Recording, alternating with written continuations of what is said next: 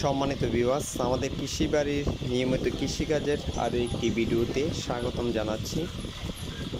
আবারও ব্রয়লার মুরগির বাচ্চা নিয়ে নিলাম এই সেটটিতে। তো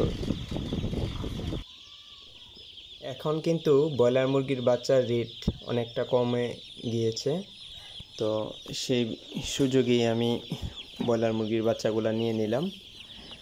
আর দেখা গেছে এখন আমি বাচ্চাটা নিয়েছি, আর এই বাচ্চাটার রেট আমি পাবো কি না, আশা করি রেট আমি পাবো। কারণ হচ্ছে এই মুরগিটা বড় হতে যখন 1 মাস সময় লাগবে, তখন ঈদের 15 থেকে 20 দিন বা 20 দিন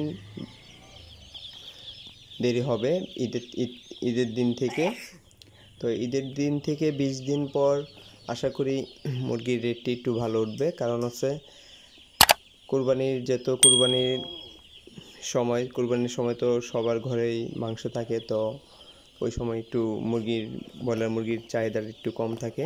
তো 15 দিন পর থেকে একটু রেটটি ভালো হয়। তো 20 দিন মাথার যখন আমি মুরগিটা বিক্রি করতে পারবো, তখন আশা করি একটি রেট থাকবে। তাও যদি রেট কম থাকে, পাইকারি যদি 150 টাকাও থাকে, আর মুরগিগুলো যদি সুস্থ থাকে, তাহলে আমার বেনিফিট আসবে আশা করি।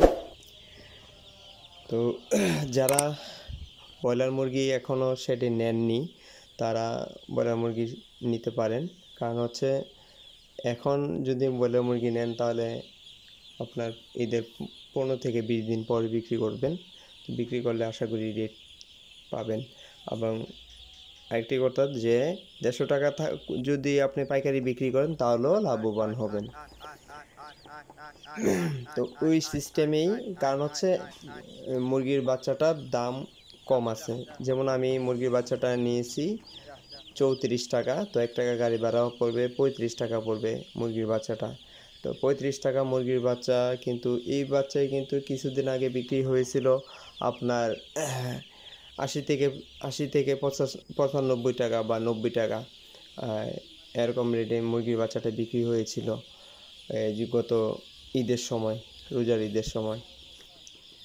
রোজার ঈদের সময় যে মুরগিটা উঠছে, রোজার প্রথম দিকে যারা বাচ্চাটা নিয়েছিল, ওই মুরগির বাচ্চাটার দাম ছিল 80 থেকে 95 টাকা। আর কিছুদিন আগে মুরগির বাচ্চা ছিল আপনার 60 থেকে 65 টাকা। তো এই বাচ্চাটাই আজকে আমি নিলাম, আপনার 35 টাকা পড়েছে আমার খামার পর্যন্ত। কাজী রস এই বাচ্চাটা। তো সকলে ভালো থাকবেন। ধন্যবাদ সকলকে।